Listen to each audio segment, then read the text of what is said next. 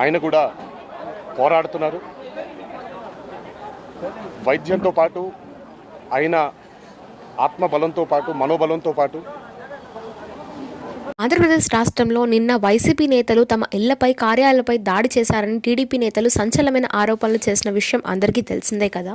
అయితే నిన్న టీడీపీ నేతలు బంద్ నిర్వహించడంతో హిందూపురంలోని ఉన్న బాలకృష్ణ ఇంటిపైన కూడా దాడి చేసినట్టుగా తెలుస్తుంది. టీడీపీ ప్రతినిధి నేత అయిన పట్టాభిరామ్ చేసిన వ్యాఖ్యల వల్ల వైసీపీ కార్యకర్తలు దాడులకు దిగారనే తెలుస్తుంది.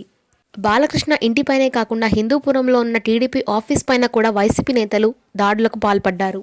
ఘటన జరిగిన సమయంలో మాత్రం బాలకృష్ణ హైదరాబాద్లో ఉన్నట్టుగా తెలుస్తుంది. అక్కడ జరిగిన విషయాలన్నీ కార్యకర్తల ద్వారా ఆయన తెలుసుకున్నట్టుగా అయితే సమాచారం. ఇక త్వరలో బాలకృష్ణ హిందూపురానికి చేరుకుంటారని, అలాగే వైసీపీ చేసిన దాడులపైన టీడీపీ ఫ్యాన్స్ సోషల్ మీడియాలో కామెంట్స్ చేస్తున్నారని తెలుస్తుంది. ఇంకొద్ది రోజుల్లో బాలకృష్ణ పూర్తి స్థాయిలో ప్రచారానికి కూడా వెళ్లబోతున్నట్టుగా తెలుస్తుంది. ఈ కారణంగానే వైసీపీ నేతలు తమ ఇళ్లపై, ఆఫీసులపై దాడికి పాల్పడ్డారని తెలుస్తుంది. ఇక ఈ సందర్భంగా ఈ విషయంపై జూనియర్ ఎన్టీఆర్ స్పందిస్తూ వైసీపీ ప్రభుత్వం పైన ఆయన తీవ్ర స్థాయిలో మండిపడ్డారు. ముఖ్యంగా తన బాబాయ్ అయిన బాలకృష్ణ ఇంటిపైన ఇలాంటి దాడులకు దిగడానికి మీకు ఎంత ధైర్యం అంటూ ఆయన ఎంతగానో ఫైర్ అయ్యారు. అలాగే ముందు ఇలాంటి వాటికి పాల్పడితే వాటి పరిణామాలు చాలా తీవ్రంగా ఉంటూ అంటే కూడా ఆయన చాలా ఫైర్ అయ్యారు.